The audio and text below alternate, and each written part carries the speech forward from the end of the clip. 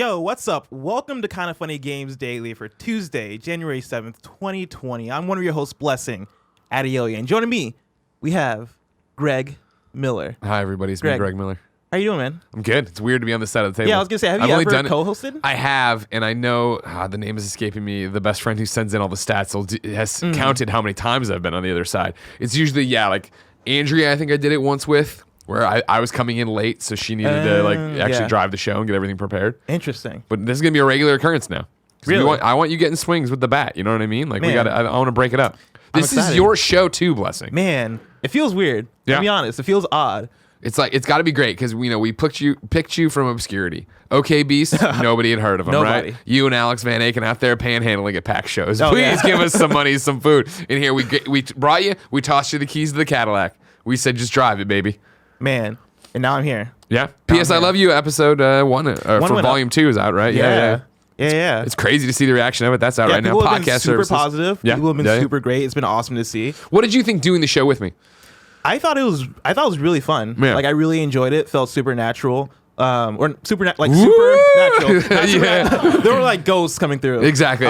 But it felt, laid back, and I think it's the kind of podcast that I think very much complements what KFGD is and what Gamescast is. Yeah, I thought that yesterday was a great day of shows. Yes. Where Games Daily was so topical. Here's the stories. Here's what we're talking about. Here's what it is. And then P.S. I Love You was 2 hours of us rambling and deciding to play Peace Walker. Games. Okay, yeah, we're going to play. We've committed to play Peace Walker on PS3, which Barrett, you're in for, right? Now Barrett's out, apparently. I never agreed Kevin's to in, it. though. Kevin's got the PS3s. He's got them right over there. Do you have him with you? Of course he does. You think Kevin's joking around when he says he's got 2 PS3s ready to go for Peace Walker? Oh my God. Dude. We're playing Peace Walker! We're playing Peace Walker, If you want to know what we're talking about, go listen to the first episode of P.S. I Love You XOXO Volume 2. That's available right now. And it comes out every Tuesday at 6 a.m. Right. Yeah, is that correct? That show's back? Yeah, it's back, Kev. That's what you were, we asked you, the fever dream you had of us going for 2.5 hours. That's what it was about. Oh, yeah. Podcast services around the globe. Today's stories include a new PS5 logo, which released right after PS I Love You XOXO. As it always does. An upcoming Nintendo Direct and more, because this is Kinda Funny Games Daily. Each and every weekday, my laptop locks up. Here we go. Each and every weekday at 10 a.m. live right here on twitch.tv/kindafunnygames. If you're watching live, you can correct us when we get stuff wrong by going to kindafunny.com/you're wrong. If you don't want to watch live, you can catch us later on youtube.com/kindafunnygames or listen later on podcast services around the globe by searching Kinda Funny Games Daily. To be part of the show, head to patreon.com/kindafunnygames, where bronze members or above get to write in and silver members or above get the show ad free. Now it's time for some housekeeping. Thank you to our Patreon producers, Blackjack and Muhammad. Today we're brought to you by Mint Mobile, but I'll tell you about that later. For now, let's begin with what is and forever will be the Roper Report. It's time for some news. We have 8 stories today. A baker's dozen. And Goddamn right. We're starting with PlayStation. The CES What a surprise. Round-Up. A surprise. This is coming from Eddie over at GameSpot. Sony's CES 2020 briefing brought with it some PlayStation 5 news. Though it wasn't much, Sony's Jim Ryan appeared on stage to reveal the PlayStation 5 logo. Now, Bear, I'm going to have you bring it up. There it is. Wow. Could we have guessed? Could anybody have guessed? Crazy how ambitious they went with it. And that's the thing is, I know the deeper people get into P.S. I Love You, XOXO, Volume 2, Episode 1, they're going to get into where we got to the point of, and don't forget CES is tonight. Yeah. And I said I was taking an educated guess and gamble that nothing really big was going to happen. Yeah. And I know some smarks out on the internet are going to throw this in my face. That, this is not a big deal. I mean, technically, you were wrong. I was right. This is right. No, who cares? Technically, this is a new. I can't. I didn't say exactly. I didn't say nothing was going to happen. Okay. I just said nothing big enough for us to hold the show was going to happen.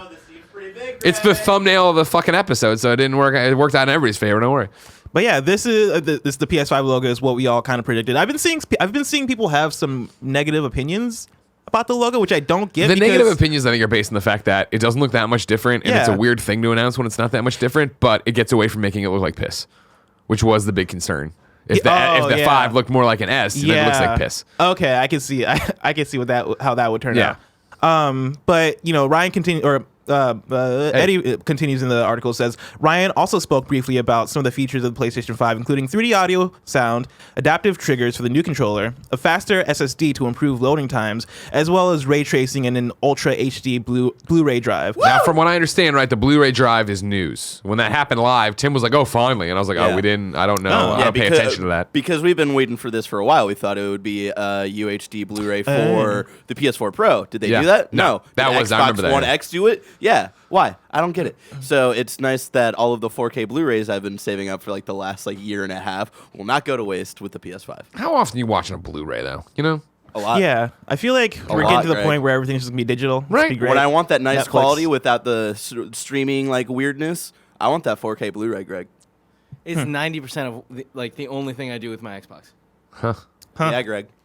So suck on that. Wow, that hurts. Interesting. That hurts. But I feel like this all kind of falls in line with kind of what we were talking about yesterday at PS Love You, where we were like, oh yeah, this will probably be, if they bring up PlayStation, it'll probably be retreading what they've already Here's a little shown. breadcrumb, right, in terms of the logo. Here's a breadcrumb in terms of the Blu-ray Yeah, drive. I am surprised they didn't do the Spider-Man demo that they've talked about. Oh, yeah. Yeah, where it's like, okay, here's the loading time on PS4, where it's like 15 seconds fast travel. Okay, here it is on PS5. See, where even it's that 30 would get seconds. me more excited than the logo. Yeah. Right? Even Yeah. that than the Blu-ray drive. And I think that's why you don't do it there, because the CES audience not necessarily is, the video game type. Mm-hmm. They're the type who wants to see the new camera that they debuted, if you remember, at CES yesterday with Ecto 1 footage. So I was all about it. And then they debuted a weird electric car at the end that everybody was making fun of. Interesting. I did not catch any of it, so I did not know they did any of that. I don't even know if it's electric. They just debuted a car at the end. I'm pretty sure it's electric, but who the hell cares? Ryan It's not a concluded video his game. segment by saying further specifics about the PlayStation 5, including the game lineup and other features, will be announced at a later date. If history is any indication, Sony may share more PlayStation 5 news soon. As you remember, Sony officially announced the PlayStation 4 back in February 2013, 1 month after CES that year. Greg, when do you expect us to get more? We talked about PlayStation this news? yesterday a little bit, right? Yes. Of I don't know if February is as much of a lock as everybody's making it out to be. Yeah. I really do feel these Wired articles stepped in and served the purpose of, go back and watch the February presentation, because I did recently. Mm-hmm. And it is Cerny up there giving you the very specific nitty gritty nerdy stuff about what's under the hood and what they can do with it. It's not, hey, here's the official name. Hey, here's the, well, it was actually, wasn't it? Yeah. The official name? Yeah, I think they talked it about was PlayStation. It's 4, not. yeah. I'm sorry. It's not. Here's the box. Here's the price. Here's Yeah. the games. It was very much like it's called PlayStation 4. This is what it can do. Blah blah blah. We've already had that through the Wired articles. So Yeah. now you're just waiting for the big top. You're waiting for what would be their E3. And the question is, do they do that at E3 or do they do it somewhere else? Yeah. Number 2, there's a new Nintendo Direct Nice try, incoming. buddy. You skipped the third image, the most important image. Oh, all you're these right. stats. You kidding me? This You're is right. the other nerdy thing that I thought was cool. Bear, in the link, there will be the PlayStation 5 hardware features, which we kind of already talked about. But yeah, the 3D audio design, haptic feedback, all that stuff. And then there's another image, which I guess isn't in this article, but the PS4 stats. Yeah. You might be able to find that if you search. Yeah, actually, I can shortcut you to it right away. Go to Brittany Bromrocker's Twitter. She put it up there. Because I remember we were all reacting live last night, watching it through it or whatever. But yeah, 106 million PlayStation 4s sold. Now, That's did we sold not through. already have that number? It was 100 last time, right? Okay. Wasn't it? And Maybe even it if it was. wasn't, it goes on beyond that of 1.15 billion, 1.15 billion Billion. PlayStation 4 games sold. That's wild. 5 million PlayStation VR units sold. That's an updated number for sure. Mm-hmm. 103 million monthly active users on the PSN, and then 38.8 million PlayStation Plus subscribers. Those are some juggernaut numbers. Yeah, right those there. are crazy numbers. So on average, a PlayStation 4 owner owns 10 games. You're talking about the attach rate there. Yeah. I think that's You probably have a better head for math than I do, so I will say yes. Yeah. I just feel like About- that's a little low, You think so? Yeah. I think that is going to happen when you have a system that sells this well. Because you've broken through. It's not like how we used to remember the Vita attach rate we'd always talk about was crazy because the people who bought Vitas were us. Yeah. And they were nerdy Yeah. people who wanted their visual novels Yeah, and buying a Persona lot of games and everything else, right? Whereas here, I imagine, I guess it does make sense for a lot of the kids out there buying their PS4 Slims to play Fortnite and shit Right, like that. exactly, Okay. right. It's that. It is the fact that there are, and correct me if I'm wrong, is it your dad plays the show as well? I think it's somebody else's father. There's somebody else around here whose father plays games and he owns it for one game. My That's all he plays. dad, I think, still plays the N64 baseball game. Okay, that's fair. I like that. I'll take it. I will say the $5 billion for PSVR even though it's a good number, but kind of saddens me a bit that more people don't own PSVR, since that's like a whole platform with games for it. I agree. I wish PlayStation VR was more prevalent, but I still think they're super happy with 5 million. Yeah. I mean, that still puts them right in the thick of that race in terms of like, hey, we're doing well. I think Quest is probably the only threat or somebody who's outpaced them now. Kindoffunny.com/you're wrong if you have the latest Quest numbers. Someone in the chat was pointing out, should we be worried that they, under the hardware features yesterday, that they didn't say backwards compatibility?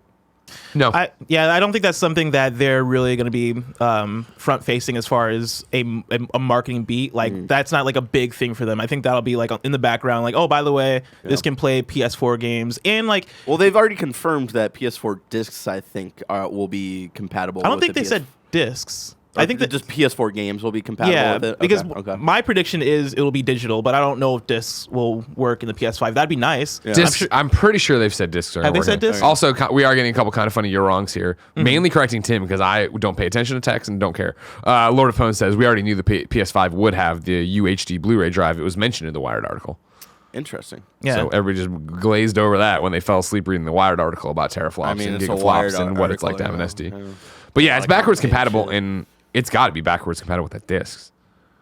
You would imagine so. I think that's something they probably can do, but I feel like if they just did digital, people would be fine with it, and so maybe they feel like they could just get away with doing digital. That's kind of how I see it. But speaking of attach rate and all that stuff of like how many like average games one player owns, like what's the percentage of digital games that they own or physical games that they own? You know, there's a lot of people out there that don't have like the greatest internet, so they're probably not downloading a lot of games, right? So I do think there would be a significant audience of the PS5 if the PS4 discs weren't working. I think they would be like kind of annoyed by that. Yeah. You know? I could see that. Yeah. But I don't think that would. That's it'd be not like enough. something like Sony is worried Yeah, it'd be about. enough. It wouldn't be enough for Sony to be like, oh yeah, we have to get the discs to work on the PS5 also.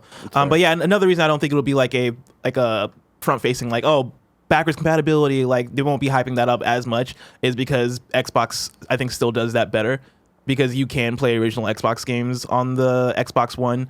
And you know, along with 360 games, along with obviously Xbox One games are going to work on the Xbox Series X, and so it's not really a feather in their cap that they can hold against Xbox in that way. Yeah. And so I don't see that being like a big thing for them, that they would mention at a CES along with SSD and all these new big technological leaps that they're making with the PS5. Gotcha. I'm looking at an article here from BGR.com. This is October 10th. And it's actually, the title is PS5 might not be fully backward compatible with PlayStation 4. However, several months ago, when Sony detailed some of the PS5's main features, we learned the new console will be fully backwards compatible with PS4. But Sony's newest statement suggests that might not be the case. Speaking to Famitsu, Sony wasn't able to confirm full compatibility at this time. Then there's a translated thing there or whatever. Basically, the statement, though, that's translated here is more statement on PlayStation 5's backwards compatibility with PlayStation 4. Currently, the dev team is putting all the power on verifying whether they can secure a complete compatibility. Please wait for more information. But So we'll see. The last official statement from Sony outside of that was, no, it's fully backwards compatible. And then that. And then, of course, there was the rumors we came back to yesterday from the break that CES is going to say everything's backwards compatible. And we were like, no.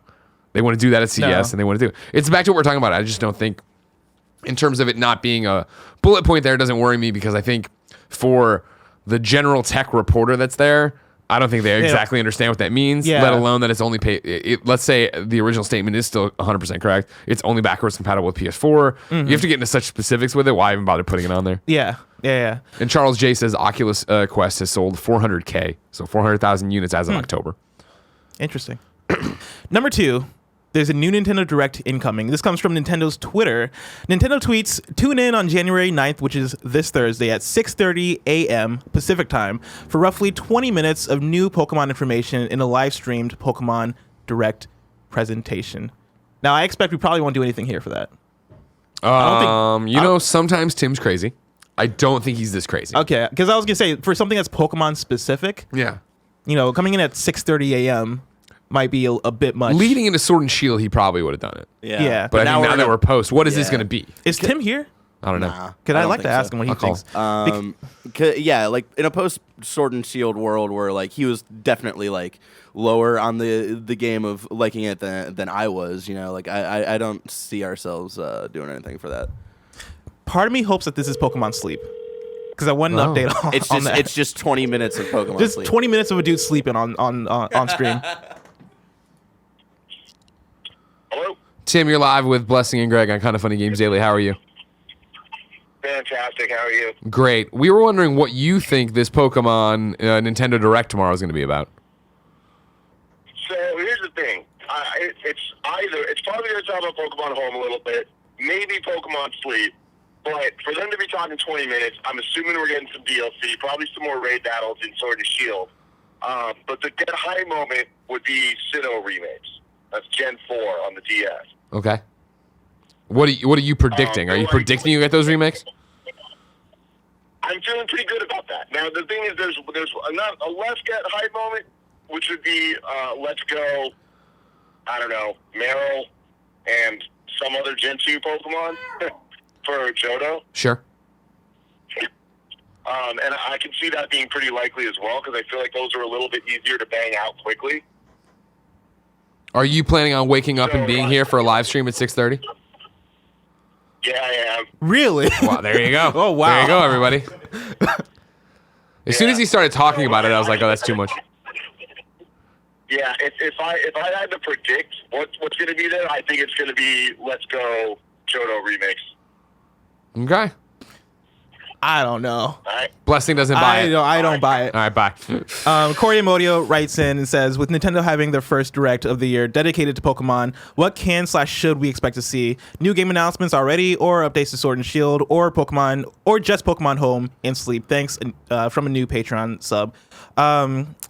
So I like the idea of a Let's Go Johto, and I think that will happen, but I don't think it'll happen this year. I feel like it's too soon. I feel like what I would predict from a kind of Pokemon cycle, as we've kind of had with the Switch so far, is let's go of an old game, followed by a new game, followed by maybe an off year, or maybe like spin-off games. Maybe we get like a Pokemon fighting game, Detective Pikachu 2. Yeah, or something Detective like Pikachu 2, like something like that for this year, and then next year we see Let's Go Togepi or whatever it may be. Because like Let's Go felt like a like kind of a holdover until the new Sword one and came Shield, out. yeah. Yeah. Exactly. So I agree with you there. Or like I think Yeah. it'd be a weird time for it to come out after the new one, and they're trying to sell everybody on the new one still. I think it would be like a weird time to be like, all right, well, some people really liked this one, and some people really hated it. So here's the thing to make you forget that one. I don't see Nintendo doing that. Yeah, 3 year. I feel like 3 years between mainline Pokemon games on Switch sounds good, along with 3 years between Let's Go games and an off year for a spin-off title, or just a year without Pokemon. I feel like A year without Pokemon. Yeah, a year without Pokemon makes sense. And so what I expect to see from this stream, it was like Tim was saying, right? DLC for this game, maybe new Pokemon added, since people nonstop complained about not enough Pokemon being in this one. Yeah, that seems likely, right? Yeah. As they try to fix that of like, here is your DLC or your additional, your Yeah, free yeah. DLC. Like I doubt we'll see like a full Pokedex, but we'll probably see more Pokemon from each gen added in to try and make good for that. And then more Gigantamax Pokemon. Maybe this is a shot in the dark that's probably not going to happen, but maybe like a new town, something like that. That's what I expect to see. I don't really, or maybe Pokemon Sleep and Pokemon Home if we're lucky and we can get that content. But yeah, I don't see anything. I don't see a new game happening. Okay.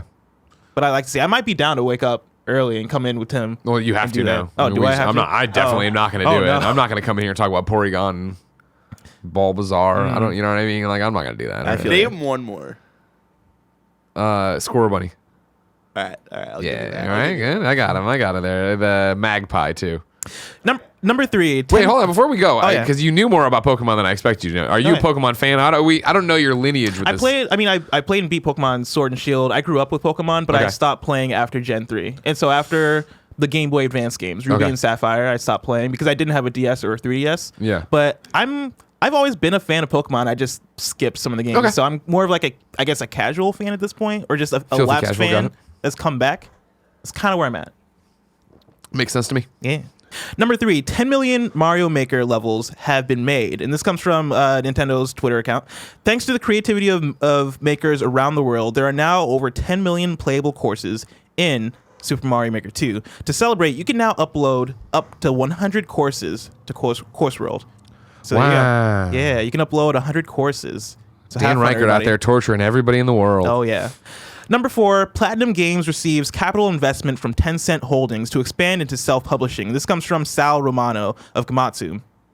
Bayonetta 3 and Babylon's Fall developer, I'm going to pause right there. They didn't say Nier Automata, which, shame on you, Gamatsu. Nier Automata should have been the first name in there. I'm just saying, it's the best Platinum game. Platinum Games has received a capital investment from Tencent Holdings as a basis for partnership. The company announced, the partnership has no effect on the independence of Platinum Games, which will continue operations under its current corporate structure. Platinum Games president and CEO Kenichi Sato said the company will use the capital from Tencent Holdings to, quote, strengthen our foundation as a business and expand from game development into exploring self-publishing, end quote, as well as achieve a wider global perspective while still creating high-quality games that stay true to our name. Steve0290 writes in and says, hey ho, KFGD. This morning, Platinum Games announced they were entering a capital tie-up with major Chinese game conglomerate Tencent. Brian Ashcraft's article on Kotaku referenced the reassurance that Platinum Games kept making that nothing would change, the integrity would be kept. We saw this be upheld with when EA acquired Respawn, but now worry has resurfaced with Vince's new promotion. Has it? Yeah, I don't know if it has. Considering what happened during the big Blizzard debacle of 2019, should we be concerned about China ever increasing presence in the gaming community? Thank you kindly, Steve-O. Yeah, see, that was the more angle I was taking from it. Yeah, Of the like, Blizzard it's thing. Tencent, as usual, getting their fingers in another pie. Yeah. As we've talked about so much in terms of, if you remember on Games Daily, our first year, when Tencent got, where they couldn't make or sell games, right, publish games in China, and their stock started tanking, and it was that thing of like, well, remember, they have tendrils in every video game company, it seems, at this point. What's going to happen when they can't do that? And then it rebounded. It seemed like it was fine. And then sure enough, yeah, the free Hong Kong democracy Blizzard stuff happened. And then it was like a real, I think for a lot of people in the industry, the wool removed from their eyes, right? Of like, holy shit, wait a second. Like, these guys own a part of everybody. Yeah, but that's the thing. That's the thing is that they also have their fingers in Epic, and I think Epic were the ones that came out with the statement saying like, we hey, can still do whatever we want. Yeah, we're going to do whatever we want. We are not going to allow Chinese government or Chinese politics to affect how we manage ourselves. Yeah, right. And with this article saying that they are maintaining self-published, or not even they're going to explore doing self-publishing, because Platinum Games, they usually don't self-publish. Like Nier Automata was published by Square Enix. Bayonetta is published by Nintendo. I can't think of other Platinum games right now, but Mad World is by Nintendo, right? By Nintendo, yeah. So usually they partner to publish. And it seems here that one, this is more of a partnership. This isn't affecting their independence. Oh, I'm sorry, Mad World was Sega. Was it Sega, really? Yeah, according to their Wikipedia page. Interesting. But Platinum Games is still maintaining their independence, so I'm not worried about. So far, I'm not worried about them going the way of Blizzard and, bowing down to, the Chinese government. It's the normal thing of you have to wait and see, right? And like, how much do they own? What does it matter? Like, what kind of share do they have? What kind of pressure do they have? What kind of the weirdest thing about it, right, is it's already one of those things of, I'm not expecting Platinum to be putting out games or social messages that would be so outrageous and rebellious, you know what I mean, already, where it's like, I mean, Nier Automata had like a lot of political message, like not capital A or capital P political, but like there was a lot in there as far as what their commentary was socially and very like politically. Yeah.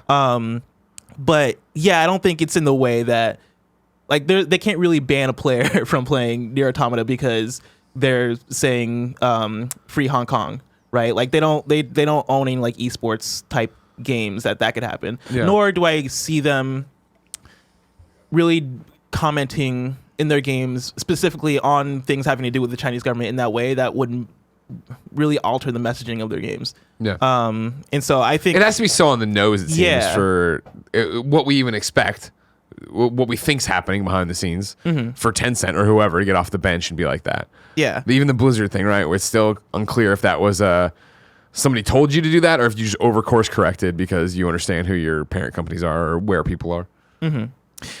I'm trying to see here because they mention self-publishing, which has me excited because I think what that may open up is the idea that Bayonetta 4 could be cross-platform, right? Because right now, like Bayonetta 3 is going to be Switch exclusive because Nintendo's publishing that. And right? the correction, by the way, right, was that Bayonetta 1 was published by Sega. Yeah. Bayonetta 2 and 3 are by Nintendo. 2 and 3 are by Nintendo, yes. But, Platinum usually goes to other companies to publish because they're not able to do that themselves because they're an independent studio. And so the idea that this investment could lead to them self-publishing more, I think could open up that game, Bayonetta 4 specifically, because Bayonetta, I think, is really their only franchise right now that's truly... Get Vanquish back. You're already putting out this 10th anniversary of Vanquish and Bayonetta. Come on. Get Vanquish back out there. And so I think that could be exciting in that way. Number 5, Yakuza Like a Dragon might be getting an English language dub. This comes from James O'Connor over at GameSpot.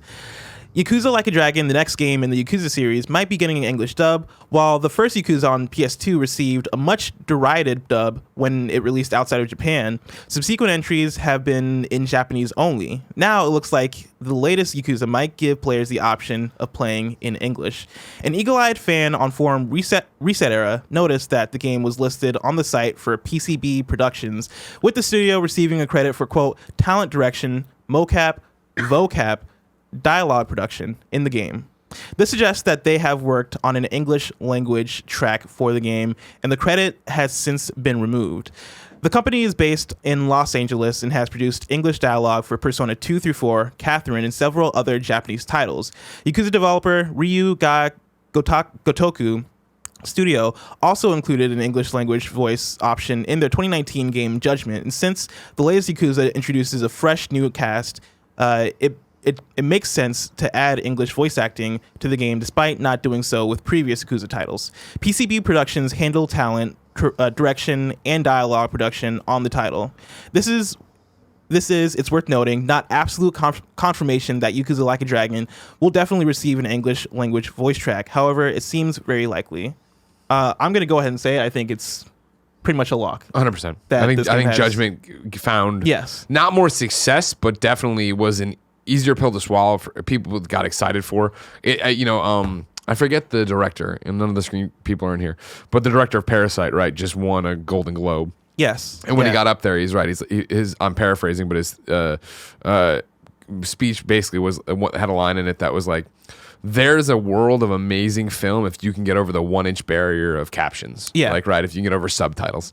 And so I think that while that's true, I think that does hold people back from necessarily jumping into Yakuza. And I think when Judgment came out and was like, hey, we have an English track, for better or worse, I think the main character in Judgment sounded great in English. Some of the side characters, like, ooh, okay, like maybe I'd rather read this than see it. Yeah, I think it makes sense that moving forward they would do that. Yeah. I mean, and this honestly would makes it more likely that I jump into the Yakuza Like a Dragon. Have you played any Yakuzas? I actually started playing Yakuza 0 last week because I was curious. Yeah. And I've not gone back to it. I've only played the first couple hours because I've just been like jumping in between games. But I really want to get into Yakuza. I almost bought Judgment when that came out, but I think that came out with. I think Mario Maker came out around the same time. I think I just got way more into Mario Maker, and so I just decided to skip on it for then. Yeah. But I really want to get into that franchise, or at least like a title in that franchise, because I like how quirky it seems. Sure, I like how I like that depiction of Tokyo. I like I like everything they're doing. And so far, from the first couple hours I played of Yakuza 0, I really like the story they're setting up. It all really seems really cool. And I'm a person that prefers dubs over subs. I know that might cause a dumpster fire because people out there are really. Hey, you know what? Really all about their subs. The dubs in Persona 5, pretty good. The dubs in My Hero That's what I'm saying, dude. Academia, pretty good. My favorite anime, Yu Yu Hakusho, great dub. It's an awesome dub. Full Metal Alchemist Brotherhood, amazing dub. Yeah. I haven't watched it, but yeah. Watch it. I hadn't actually seen a lot about this new Yakuza game, so I was reading about it while you went for it. I didn't realize they were moving away from Kazuma. I didn't realize they were putting a new main character in there. That gets me excited because that was my deal. Is like when I came to IGN, started reviewing the Yakuza games, and dug them, really dug Kaz and enjoyed playing through his stories. But it was that by the third or fourth one, I was like, all right, this is just the same thing. You know what I mean? So a new character, new protagonist, new city. That sounds awesome. That and sounds this really one is turn-based too. Oh shit, I didn't know that, really? Yeah, Okay. they're totally changing the combat. Oh fuck yeah, you're right. Yeah. Another departure from the previous Yakuza game is the battle system. Instead of the real-time beat-em-up mechanics of the previous games, Yakuza, like a dragon, features turn-based RPG type combat. Yeah. With a 4-person battle team. Sega said they want to try a different style of gameplay, but that if it's badly received, they will return to the real-time combat for the future. Luckily, there's like 900 Yakuza games if you want that. And Exactly. Judgment. Like I had to look it up because I was like, is this Yakuza 5? And I looked up and I was like, oh no, this is 7. Jesus. Yeah. I mean, that's not including 0. This is like the 8th Yakuza game. In the mainline Yakuza games, that's not even counting the zombie game on PS3 that I can't remember the name of. Yeah. Oh, you reviewed it? Reviewed it? Was it good? I'm that old. It was fine. It was weird, obviously, right? Like it was, bizarre. Did the Yakuza Vita game ever come out? You remember this? No. I know. I definitely. Now let me stop right there. I know it never came out in America. I was just wondering if it ever came out in Japan. I didn't even know that was a thing. Yeah, God, I was so excited for it because that'd be the perfect thing. Vita, walking around, beat them up, keep going. Number 6, Microsoft registers next-gen Xbox Series X, quote, "Power Your Dreams" slogan trademark. This is from Earnoot van de Velde at WCCF Tech. Microsoft has registered a trademark for its next-gen Xbox Series X slogan, "Power Your Dreams." The slogan was already used upon the reveal of Microsoft's next-generation Xbox console last month, and the Redmond-based tech company has now applied for a trademark, quote, "Power Your Dreams with Xbox Series X," end quote. Microsoft's message from last month reads. The Power Your Dreams slogan trademark was registered on December 31st and is currently being initialized. From the looks of it, this slogan will be the official catchphrase for Microsoft's upcoming next-generation console. For the Xbox One, Microsoft regularly used the, quote, "jump ahead" phrase. The enhanced Xbox One console, the Xbox One X, is often presented as, quote, "the world's most powerful console," end quote. So it seems like we're going to hear that Power Your Dreams slogan a lot more this year. I like it, and I think it also works both ways, right? Where power your dreams, sure, but again, like from what the rumors have been, and then exactly what Phil said, like power is what Xbox One Series X is all about. They won't be outpowered this generation, so it makes sense to toss it in there both for the I'm going to play games and accomplish my dreams, let alone the fact that this is the most powerful system on the market theoretically. I agree, and I like the slogan also. Makes me wonder what the PS5 slogan is going to be, because PS4 was what? Was PS5. You know you're gonna buy it. That's the slogan. PS5. PS5. You already know. Patapon 2. You know what I mean? It's just that. PS4s, they went hard with their PS. Was it Greatness Awaits? It was Greatness Awaits. Yeah. I didn't like that one. Really? What? Oh my God! With the commercials? I like the commercials. I just didn't like Greatness. Like it felt too grand, but like not like, because at the time, right, the launch titles for PS5 were like Killzone, Shadowfall, and like Resogun. Resogun was cool. And you had like Assassin's Creed Black Flag, and all these games that were like, a lot of people do love Assassin's Creed Black Flag. Yeah. I haven't played it, but What? no, I'm not an Assassin's Great Creed game. guy. But I guess it might be a personal thing, because looking at that launch lineup for PS4, I wasn't excited, and so for the It wasn't great. Bless, they didn't say greatness is right now. They said Okay, greatness. fair. Oh wait, Wait. they understood the life cycle of PlayStation 4. I was gonna say, because even like 2014, that was the year after the PS4 release. 2014 was like the hypest year, and so Greatness Awaits. Seeing that all year, I was just like, where is it? Where is the greatness? They're like, keep waiting. And it took It's coming around the until corner. 2015 for me to be like, okay, it's here. The I greatness is here. finally bought a PS4 when they officially announced Batman Arkham Knight, and they announced it for summer 2014. Yeah. And then like a week after I bought my PS4, they were like, it's delayed a year. I was like, fuck. And then like, look at this cool Arkham Knight special edition we have that comes bundled with the game. Yeah, remember that? Yeah. I bought a PS3 for The Last Guardian. Ooh. Oh, I'm so sorry. just for Hey, I Last feel you Guardian, guys. but that was a big one. I bought an N64 for Superman 64. So don't Oh, worry, man. we're all there. Number 7, Donkey Kong Country Tropical Freeze lead designer has returned to Retro Studios. This comes from James O'Connor over at GameSpot, and that's 2 points for James so far. Wow. Yeah. An important figure has returned to Retro Studios, the developer behind Metroid Prime series and both Donkey Kong Country Returns and Donkey Kong Country Tropical Freeze. VGC is reporting that Stephen Dupree, the lead designer of Tropical Freeze, has returned to Retro Studios after leaving for 2 years to work on Super Lucky's Tale at Playful Corp. Dupree, who also worked on Donkey Kong Country Returns and Mario Kart 7, could be working on Metroid Prime 4, the studio's only current confirmed game. The game was restarted in early 2019 and handed over to Retro Studios. It was previously being worked on by an unconfirmed developer. About half the core team behind Metroid Prime 3 is still at Retro Studios. It's also possible that Dupree has returned to work on another project, though. Tropical Freeze sold well over 1 million copies on the Switch, and it's possible that Retro Studios will be put to work on a follow-up. The studio is currently hiring for multiple positions. And you saw me looking at job listings when you first came in.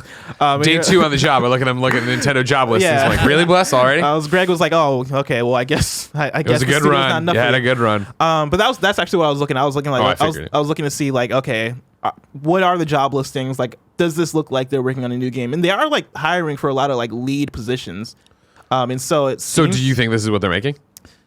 I mean, I don't know if they're making a new Donkey Kong, but I think they could be working on another game outside of just Metroid Prime 4. Like, I know there is that rumored not Diddy Kong. Star Fox Grand Prix. Right, that Star Fox Racer that was rumored forever and ever. Which and ever, at this point is probably just vaporware. Yeah. Or I guess you can't be vaporware if you were never announced officially. But if you're rumored as much as that game's been rumored. Yeah. But do you think they're gearing up? I think a spiritual successor. For Donkey Star Fox? Kong 64. Oh, for Donkey Kong 60. You think they're going to put out Donkey Kong 65, Barrett? Well, that'd be Come awesome. on. Dude, If they just named it 65. for the record, I don't understand your all love for Donkey Kong 64. If they were like, fuck it, we've made Donkey Kong 65, I would be like, Hell I'll pre-order right now. What do you want from me? Dude, I'd be so hyped. But I think they could be working on a new game. I don't know. I'm probably at 50-50 right now, whether or not they're working on a game aside from Metroid Prime 4. But I'm excited to see that that this dude's back. That's I'm trying to find his name.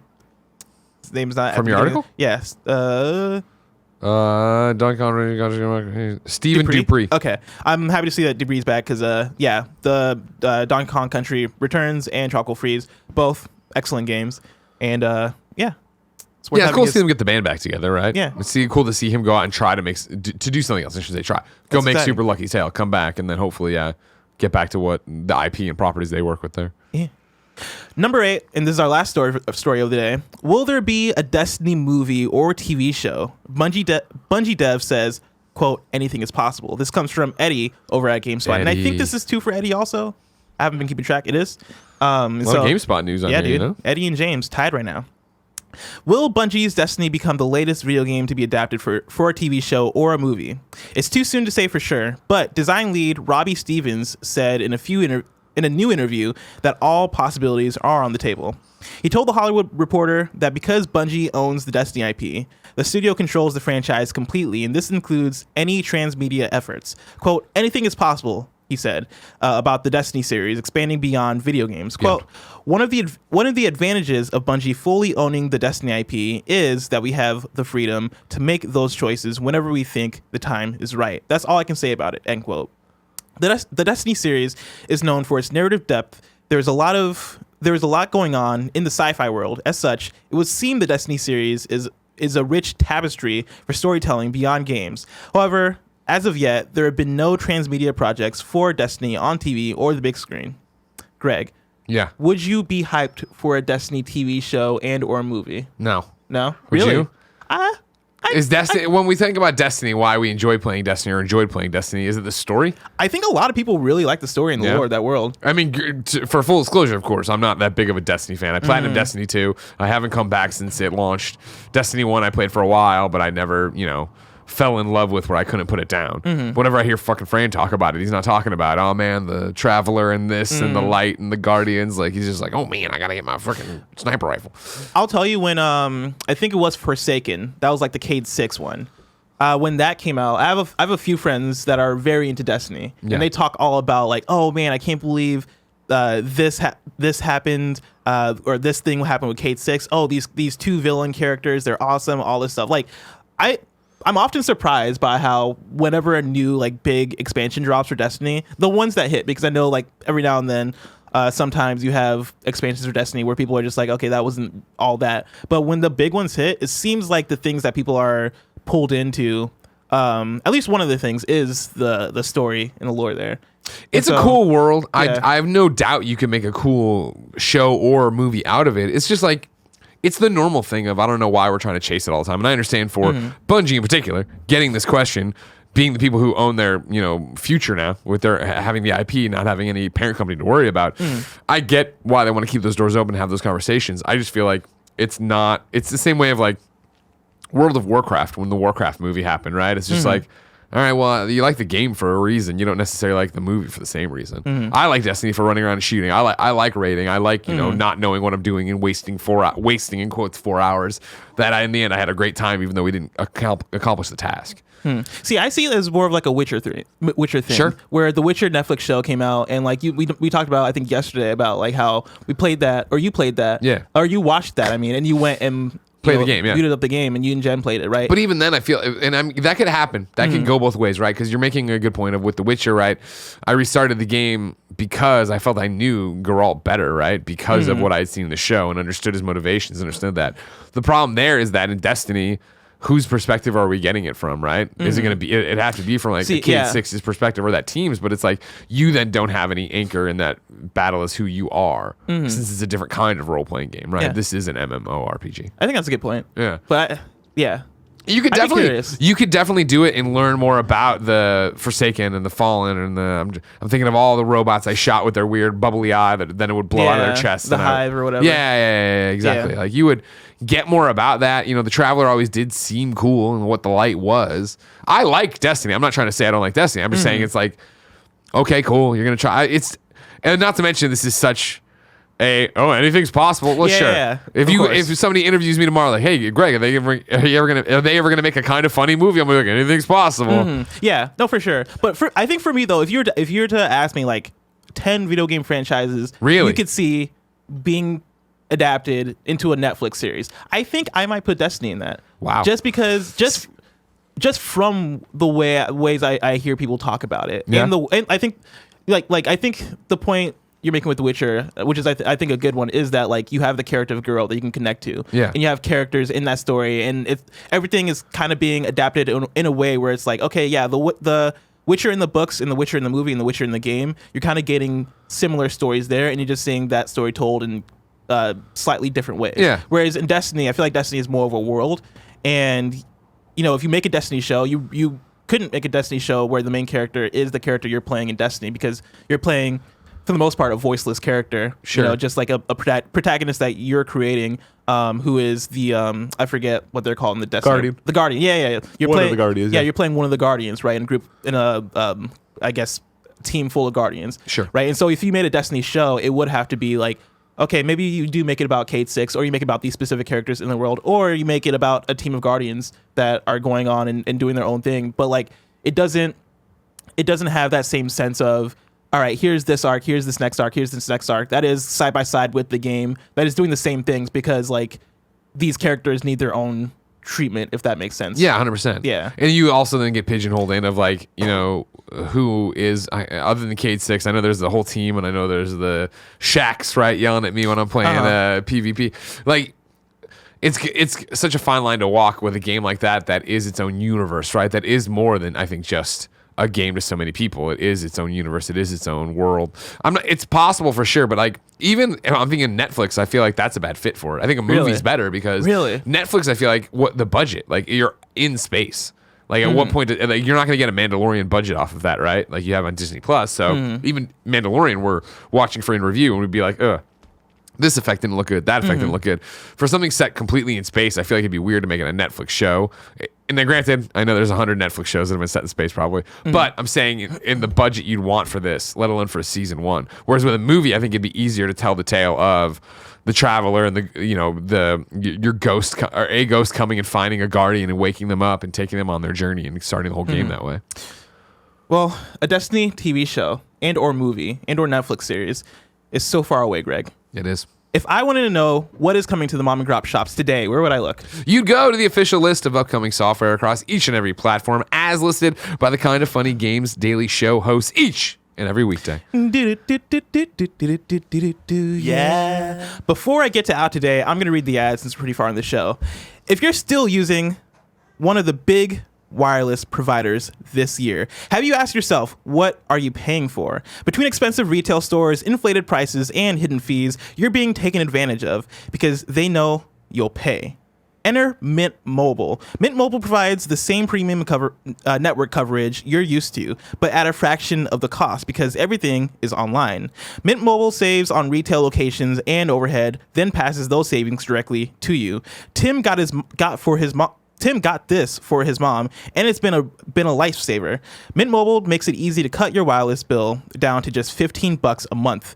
Every plan comes with unlimited nationwide talk and text. With Mint Mobile, stop paying for unlimited data you'll never use. Choose between plans with 3, 8, or 12 gigabytes of 4G LTE data. Use your own phone with any Mint Mobile plan and keep your same phone number along with all your existing contacts. Ditch your old wireless bill and start saving with Mint Mobile. To get your new wireless plan for just $15 a month and get the plan shipped to your door free, go to mintmobile.com/games. That's mintmobile.com/games. Cut your wireless bill to $15 a month at mintmobile.com/games.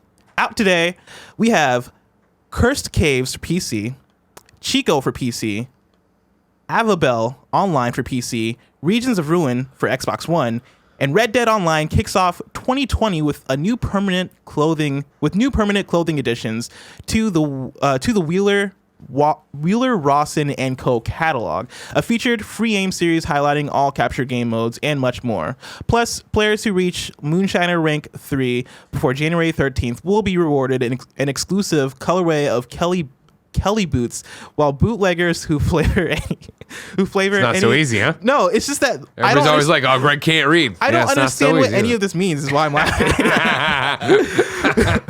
Who flavor any batch of moonshine will earn 500 moonshiner roll XP, and those who sell any batch of medium strength shine will get 30% discount on any Norfolk Roadster horse. I played hundreds. That makes perfect sense. What are you talking about? You don't want your moonshine XP? I played hundreds of hours of GTA Online, and when new people come in, I'm like, oh no, it makes perfect sense. But like reading this, I'm like, no, okay, I understand now. I'm lost as hell. Yeah, I don't know what any of that meant. But if you play Red Dead Online, you probably do. You do, and you Check enjoy that it. out. There's news for you. New dates: Boiling Steel Preface, free mini VR game released January 9th, 2020. Or releases January 9th, 2020. And Kentucky Route Zero TV Edition, the Complete Edition. Wait, is that really what it's called? TV Edition, the Complete Edition? Oh, well, no, there's a comma there. Okay, I see what. Let me start that again. Kentucky Route Zero TV Edition, the Complete Edition of all acts and interludes of the magical realist point-and-click adventure game developed by Cardboard Computer will launch on January 28th, 2020. Published by Annapurna Interactive, Kentucky Route Zero TV Edition will be available for PlayStation 4, Xbox One, and Nintendo Switch to coincide with the launch of the complete anthology on console. Cardboard Computer will also be releasing and publishing the fifth and final act for PC as Kentucky Route Zero. PC Edition on the same date. All acts and interludes that are included on the TV edition will be available on Steam through the Kentucky Route Zero Season Pass on January 28th. It's a lot of small text. There's a lot of different inserts in there. Yeah, I'm excited for this one. This is definitely one of those games. I remember. I think we were still working at IGN when people were like, "Oh, you got to play this. You got to play this. Got to play this." Mm-hmm. But it's had such a arduous release schedule that I was like, "I'll wait." And now it's finally here as a complete edition. Nice. Deal of the day, Gilly Brums writes in. Gilly Brums.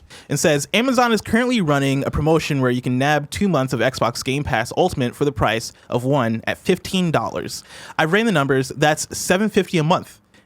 Amazon cites the deal is live until April, available only once per customer/mailing address. Get it while it's hot. Best friends, Gilly Brums. Thank you. Good job, Gilly. Thank you. Let's get into reader mail. Mail go. GroovyMuse writes in and says, good morning, Greg and Blessing. Trying to think of a name for y'all and can only come up with Blessery, which is Blessing plus Gregory.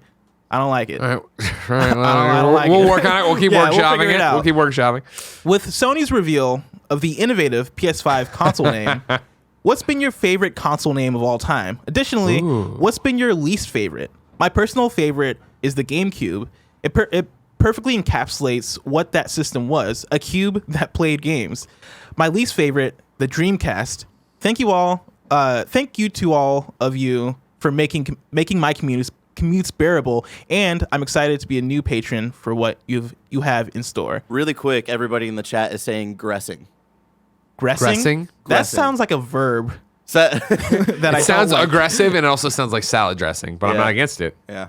Huh. Aggressive. I don't know how I feel about it. Well, you know what? We'll keep workshopping. We'll Other, figure it people, out. other people are saying bleg. I like that because that sounds like a character from like Star Wars or like Sure. Ratchet and Yeah, Clank yeah, or yeah. something. Bleg sells you rations on your way through Tatooine or something. Yeah, that's what Bleg's out there doing. Yeah. Dreamcast probably would be my favorite console name. Oh, really? You're Yeah. going the opposite of what he Yeah, said. I love the Dreamcast console name because like it casts your dreams. You know? Christ bless it. Jesus Christ bless it. No, it's a great question because I don't think about it. I think it's such a clinical sense of what the hardware is called, you know what I mean, and all this stuff. I've never thought about what I like as an actual name for it, right? I would have to agree with them. I really like the GameCube. I never owned a GameCube. I agree, but actually. that's GameCube's a great name, right? Yeah. You- I also like PlayStation 2. Too. Because I enjoy that Specifically? there was like, it's fucking PlayStation 2. And you're like, PS2. Like, it made so much sense. It was so hot when Yeah. you got the box and it just had the PS2 on it. Yeah. Hell yeah. I feel like we don't think about it anymore, but just the name PlayStation. Yeah. Is a True. great name That's a for great a point, console. too. Yeah.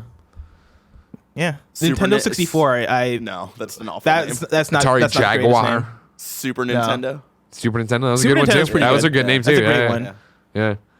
Xbox, I don't love, but I don't hate. See, that's the thing in general is like we do have to go back and have a conversation if PlayStation is the perfect name, because once they hit it, they just numbered it or put different things on it. It was never they've never done away with it, right? It's the PlayStation 1, 2, 3, 4, 5, portable, Vita, like Yeah. you know what I mean? VR, like they just added to it. Yeah. To And make you know it. exactly what it is. Like, it's a good name. Whereas is. Xbox, I feel like, I mean, now everybody knows what Xbox is. Right. But if Yeah, it was a weird if you one. put yourself back in 2001 or whenever and just try to explain to somebody like, oh yeah, I want to get the Xbox, mom might be like, The fuck What is the that? hell are you talking about? I don't know you. Yeah, I don't what want is you that? watching the porn, right? Yeah, Yeah. exactly. Game Gear. That's a bad one. Yeah. that's Game really- Boy. Game Boy was a good one. I think that was good. Wii U. Wii U, probably one of the worst fuck off names. with that. You know what I mean? Jesus Yeah, Christ. that was a terrible And one. that's like that was when you knew Nintendo's hubris was too great. When they were like, "Hey, we just sold a gajillion units of the Wii. And we're not going to look at why those sold so well. We've changed the game for everybody. Now we introduce the Wii U." I do What? think Wii is a pretty good name.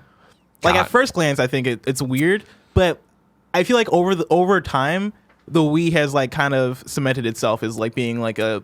We think back to the Wii, and everybody.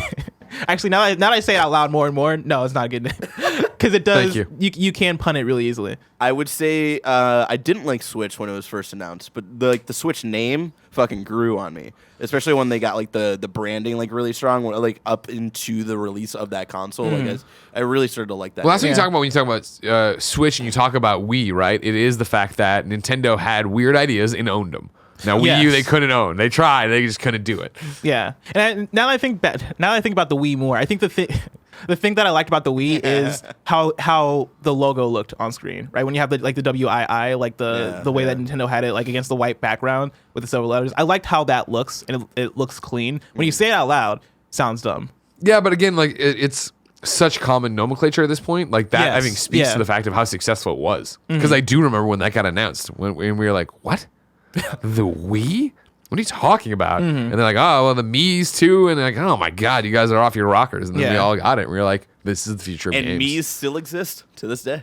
Kind They of, do. No, they do. kind of. You can make a Mii on Switch. I don't like that my Switch Mii, that's my icon, isn't tied to my Nintendo profile. But I also don't like a lot of things about my Nintendo profile and how that all works. So I shouldn't get into that And right to now. speak to what you're saying about how Nintendo so well owns their names, like when I see the word Switch in other contexts, I think about the console now. Still snap. Yeah, I still snap. Yeah.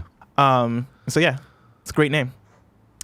TheRonin writes in and says, "Hey KFGD crew, I've been a listener of all things kind of funny for a couple years now, and this new year I took the plunge and joined y'all on Patreon this year. Thank you so much. Enjoy your exclusive post show on every episode of Kind of Yeah. Funny Games Daily. Anyways, my question. Everyone is predicting that Xbox Game Pass is the future of gaming. The predictions always seem to point everyone going toward the subscription future for every platform. If this is the case, how sustainable do you think the current price for Game Pass is. I know we don't have actual numbers on how developers get paid on Game Pass, but knowing what we know about rising costs to game development, do you think that the price for Game Pass is something realistic for the long term, or is this Microsoft eating the cost for now to gain a big following? Love the shows. I think it's an interesting question. I think we talked about this yesterday a little bit. Throw my hat in the ring of people who do not believe this Game Pass is the future of gaming. I do not think we're going to get down to where there is just subscription services and nothing else. So from that, with my feet already planted in that circle talking about this, I don't think you're going to see an outrageous price increase for Game Pass anytime soon. The only way that would happen would be if they added other things into it. Xbox Game Pass suddenly included Xbox Live and xCloud and whatever. I don't even know what all they're including on it, right? That's when, but even then, I think there'd be the tiered structure of what you want. I think you're always going to be able to get it, not like the ridiculous sales they've been running for the past 3 months, right? Of like, get it for $1 for a year or whatever the hell. Like, you'll be able to get it at this $10 range right now, $5 range, somewhere in there, depending on what it is. And I would see them introducing limitations before increasing the price or along with a price increase, right? Where it is, you can get a $5 reoccurring Xbox Game Pass subscription, but you can only play 3 games a year or a month. That's outrageous. Sorry, 3 games a month, and then the next tier is unlimited games a month, but it's also a little bit more. You go on that way with it. I think that's the way you'd break it down, and then I think it wouldn't be a cost getting necessarily pushed onto the consumer if the economics of this changed. I think it would go the opposite way, where suddenly it'd be on the developers not getting the funding anymore. Where Xbox is like, we're not bringing in enough money through Game Pass anymore, so let's not cut as many deals. Right now, if you're a game developer, independent or AAA, I feel like Xbox is at your door with a bucket full of money. Like, hey, do you want to do this? Because we'll do this if you want to do this. And I think you'd see that bottom start falling away, where it wasn't as many indie games. It was them trying to get in more AA, AAA. This is what we're putting in here. Interesting. I think I am in the bag of people who think game subscriptions are going to be like the thing. I don't think. Like, what does that mean to you, though? You think there's like, no, I'm not buying games ever? No, I don't think it's that. Okay. I think it is. I think game subscriptions at a certain point, I don't think it's at any time soon, but I think at a certain point will be the way. I think it'll be like Netflix, where most of us don't own DVDs and most of us don't necessarily buy movies. What we do, like we stream stuff on Netflix or other streaming services. I think it'll be like that, where it's the way that most of us. Well, I think most of us, like most people who have consoles, I feel like that's a big statement, but I feel like it will be a ubiquitous way of us accessing our games. Will be through some sort of subscription services through like from each of the console manufacturers. So you think it'll be the way we get through most of our games? Yeah. Because like, I guess honestly, we just had a conversation that I think is very interesting to this whole thing, right? Where I am I wouldn't even say streaming guy, but I'm the digital media guy, right? So when we were making fun of the 4K UHD blah, blah, blah, blah, Blu-ray drives and these fucking things that I don't give a shit about, it was that idea of like, when's the last time any of you bought a Blu-ray? And Kevin and Barrett are like, oh, we got them stacked up. We've been doing all this stuff. And I'm like, I never do that, right? I buy them on Amazon and they're stuck in my Amazon thing, or I watch them on Netflix and I do it that way. But when for me, the highest compliment is like when I do love a movie and I know that I want it, I'm going to go buy that, Blu-ray and have it there, which I always say I'm going to do and then never do. Sorry, Into the Spider-Verse. But the thing would be there, like the counter argument had to be with games, where I feel like if I was so high, with Last of Us 2, if we were in this future you're talking about, Last of Us 2, I know it's coming out, I know I want it, I know the thing. I feel like I'd buy Last of Us 2, whether it be a digital or a hard copy, right? And then I'd use the streaming services, similar to how I guess I use Game Pass now, where it was like, oh, Thief of Thieves got announced on XO18 or whatever it was, maybe E3. I'm going to play that when I get home on Game Pass, right? Like Void Bastards is on Game Pass. I'm going to go jump in. The things that I want to try, but I'm not sure how I'm going to feel about them. That's how I'd use it. So I see the argument, I guess, of in a future, maybe it's already happening for a lot of people now, they're using Game Pass or PlayStation Now or whatever subscription service they're using in the future to try a bunch of stuff. And so their majority of their game time are on these services, but then the stuff they know they're buying. Yeah.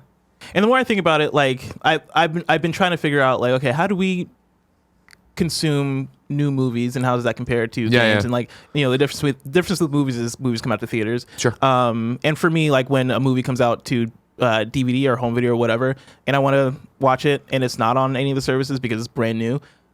Usually I'll just rent it on YouTube or something and watch it that way, and that's not really a thing we do yet in video games.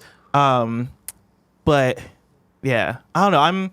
I'm curious to see, because I think as far as subscription services goes, I think they'll continue to grow as far as like audience and as far as like what their offerings are going to be there, and what kind of like what you're saying, right? Like Xbox Game Pass, that including Xbox Live and the 2 free games a month, or like whatever the service may be for Xbox that they pack in there. I think those will continue to be a bigger and bigger thing. I don't know like what percentage it'll be of like, oh yeah, gamers spend 50% of their time in their playing games from subscription services, and other 50% playing games that they bought brand new. I don't know how that shakes out, but I think it's going to grow to be significant. Yeah.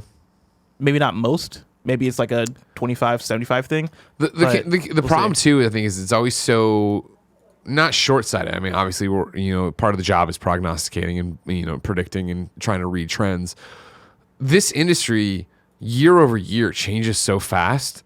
Of like, I mean, think about it in like, you want to say 2010, sure, but like even 2015, I don't think we would have been talking about how dominant Xbox Game Pass or subscription service like it would be, right? Like then to have xCloud and streaming and all this other stuff on the horizon, let alone whatever PlayStation 5 is bringing to the table, like it's so hard to say what is actually going to be there. Because remember, I always joke around about it, but like when we were coming out of the PS3 era, right, and getting ready for PlayStation 4 era, it was so much of like, well, yeah, like there won't be consoles after this one. You know what I mean? Like this is a thing that's going away. The one box will survive. Microsoft will get out of it. Yada yada yada. And like this generation has been insane. Let's get into your wrong. Nanobiologist writes in and says the direct is Thursday, not tomorrow. Yeah, I think I screwed that up when I was yelling at Tim. Okay. It's me. Sorry, everybody. Nanobiologist also says China stopped granting licenses to monetize online games in March 2018. That was when I was talking about the Tencent thing of like trying to figure out when in our games daily history we're talking about that. And then Capitalist Pig writes in and says regarding what Tencent owns / invests in, and he writes in with a bunch of numbers. So 100% of Riot, 84.3% of Supercell, 80% of Grinding Gear, which does Path of Exile, 40% of Epic, 5% of Activision Blizzard, and then he says some more. Undisclosed amount of Bluehole, PUBG, 5% of Ubisoft, 5% of Paradox, parentheses PC Nerd Games, 36% of Fat Shark, Vermintide, and then 29% of Funcom. Interesting. So yeah, they're everywhere. Yeah. So when that domino topples, prepare for the industry to be fucked. But I think that is worth noting that they own 100% of Riot. Right. Or actually, no, I'm thinking of Blizzard. Sorry. So let's see. Did he write down how much Blizzard they own? Or Activision Blizzard? 5% of Activision Blizzard. 5%. Okay. Gotcha. Let me guess. Because it's running off the thing. Yeah. When you click on them like that, you can then read them up here. And you can expand this down. That's what I do. So I drag that down, and then you can see the whole thing in it text wraps. Smart. The more you know. This is how we teach the hosts as we go. Lord of Pwn says Nier and the Dragon Guard series is owned by Square Enix, not Platinum Games. Platinum only worked on Nier Automata. Interesting. Alex Russ says the main character for Yakuza 7 isn't necessarily new. The main character is the main character in the Yakuza mobile game. The mobile game. Fuck off. You know what I'm saying. Well, in the mobile game, nobody cares about this. Whenever Animal Crossing on Switch debuts, and I'm like, oh, this is new, and you're like, oh, it was in Pocket Camp. Fuck off with this information. Am I wrong, Barrett? No, you're not. Thank you. I was going to say, yeah. It's not like it's Kiryu anymore. That was the old guy, right? Kazume. Or Kazum. Okay. Kaz. It was Kaz. Yeah. Kaz. Let's see. Capitalist Pig says the Yakuza zombie game name was Yakuza Dead Souls. Nanobiologist says the Warcraft movie was based on Warcraft 1, the RTS, not World of Warcraft. Okay. All right. All right. Sorry, dorks. You know what I mean? Borzen00 says World of Warcraft is based on Warcraft, the RTS game, right? They're all the same universe, though, kind of, yeah? Yeah. You're asking the wrong guy. They all got orcs and fucking dwarves and I think so. Snakes. But I don't want to say that 100% because you're wrong. This is going to keep going. Torches. They got torches, right? Borzen00 says, Greg, you're thinking of the effects. The robots with the thing in their chest. Yeah. Lord of Pwn says, breaking. Lord of the Rings Golem announced for PS5, Xbox Series X, and PC. 2021. I guess we'll talk about that tomorrow. Kebab says the compound name is Bleg. Okay, we already talked about that. More team names. It's a opinion in there. More breaking news about the AMD, the Xbox AMD, which we'll cover tomorrow likely. And I think that is it. There you go, Nanobiologist. Yes, World of Warcraft is a direct sequel to Warcraft 1 through 3. So I was right. Fuck you. It's all in the same thing. Greg, thanks for hosting with me. Hey, anytime, for today's Bless. Kind of Funny Games Daily. Are you ready for some post show? I am ready for a post show. Of course, you can check out that post show by subbing where, Sirens Greg? are on our end. Patreon.com/kindoffunnygames. Get your questions in, get the free, get your questions in, get the show ad free, and of course, get the exclusive post show. Awesome. Until next time, it's been our pleasure to serve you.